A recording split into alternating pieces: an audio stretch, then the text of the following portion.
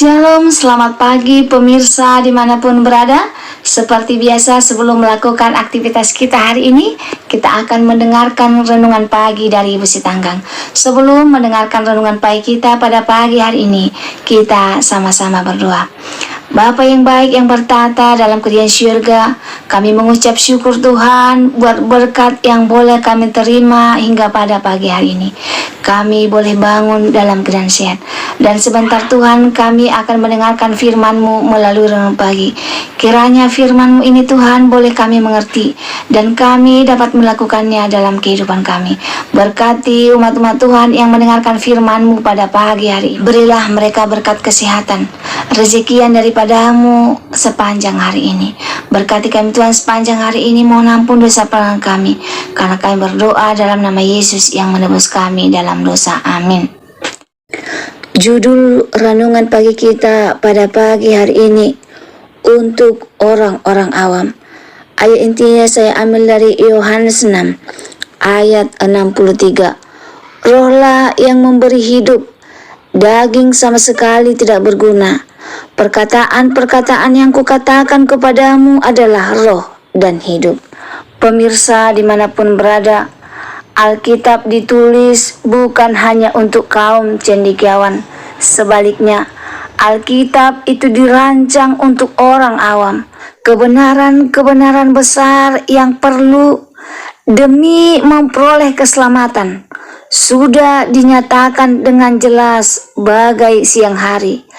Dan tidak seorang pun akan salah atau tersesat, kecuali orang itu menurut pertimbangan pemikirannya sendiri. Gantinya kehendak Allah yang telah dinyatakan dengan jelas itu. Kita jangan berpegang pada kesaksian seseorang tentang pengabaran kitab suci, melainkan seharusnya mempelajari firman Allah bagi kita sendiri. Jika kita membiarkan orang lain berpikir untuk kita, maka tenaga kita akan timpang dan kemampuan menjadi sempit. Kesanggupan pikiran yang mulia itu dikerdilkan karena tidak digunakan dan dipusatkan kepada perkara-perkara yang berharga, sehingga menghilangkan kemampuan menangkap kedalaman makna firman Allah.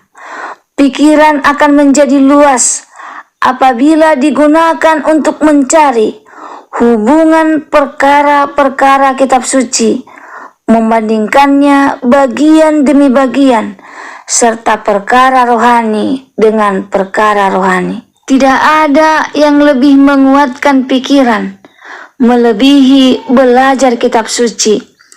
Tiada buku lain melebihinya, yang begitu kuat meninggikan pikiran, memberikan kekuatan kepada kemampuan, meluaskan kebenaran-kebenaran yang meninggikan dalam kitab suci. Jika firman Allah dipelajari dengan semestinya, maka manusia yang mempelajarinya akan mempunyai pikiran yang luas, sebuah tabiat mulia dan tekad teguh yang jarang kelihatan pada zaman ini. Pemirsa dimanapun berada, hanya sedikit saja manfaat yang diperoleh ketika kita membaca kitab suci secara terburu-buru. Seseorang dapat membaca seluruh Alkitab, namun tidak berhasil melihat keindahannya serta mengerti kedalaman makna yang tersembunyi.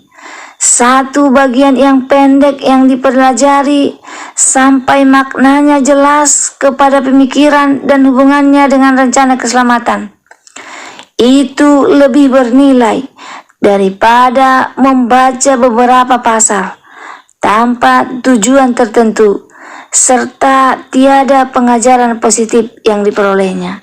Peganglah selalu Alkitabmu. Kalau pemirsa mempunyai kesempatan, bacalah, tanamkan ayat-ayat Alkitab itu dalam pikiranmu. Meski pemirsa berjalan di jalan, pemirsa dapat membaca satu bagian dan merenungkannya.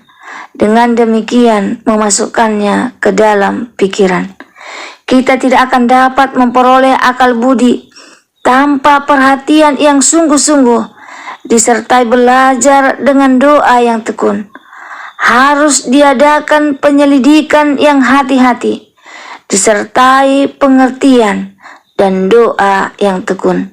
Jangan pernah mempelajari Alkitab tanpa berdoa.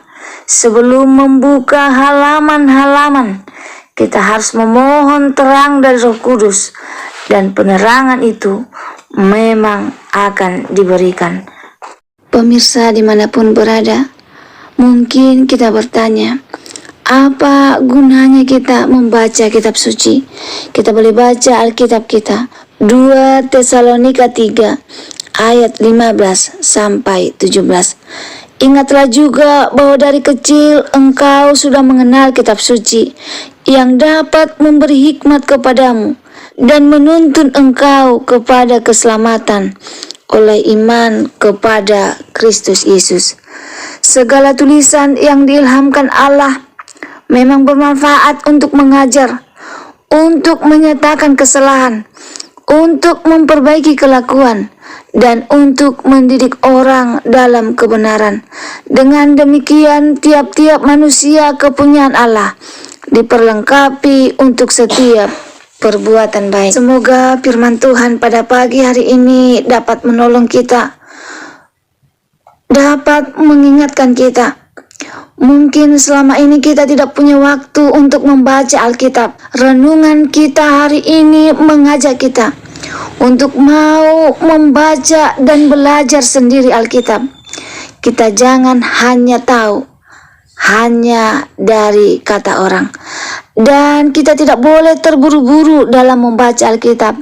Tetapi firman Tuhan pagi ini katakan, sebelum membaca Alkitab, marilah kita berdoa terlebih dahulu, sehingga Roh Kudus akan membantu kita mengerti akan firman Tuhan. Jika pemirsa merasa terberkati dengan firman Tuhan pada pagi hari ini, pemirsa boleh share di sosial media kamu, Facebook, WhatsApp, Instagram, TikTok, dan lain sebagainya. Sehingga semakin banyak umat-umat Tuhan yang mau belajar firman Tuhan, belajar sendiri. Dengan demikian, kita tahu kebenaran yang sesungguhnya akan firman Tuhan. Belum mengakhiri firman Tuhan pada pagi hari ini, kita sama-sama berdoa. Bapa yang baik yang bertata dalam kerajaan surga, terima kasih Tuhan buat firman yang telah kami dengarkan pada pagi hari ini, yang mengingatkan kami bahwa Tuhan memberikan Alkitab untuk kami pelajari, supaya kami mengerti tentang karakter Allah dan mengerti tentang kebenaran yang Allah berikan. Bantu kami Tuhan melakukannya dalam kehidupan kami, sehingga kami mempunyai kemauan untuk belajar tentang firman Tuhan. Berkati kami sepanjang hari ini, mohon ampun dosa pelanggan kami, karena kami berdoa dalam nama Yesus yang menebus kami dalam dosa. Amin. Terima kasih saudaraku, terima kasih pemirsa telah mendengarkan firman Tuhan pada pagi hari ini. Sampai ketemu besok pagi. Terima kasih, Tuhan memberkati.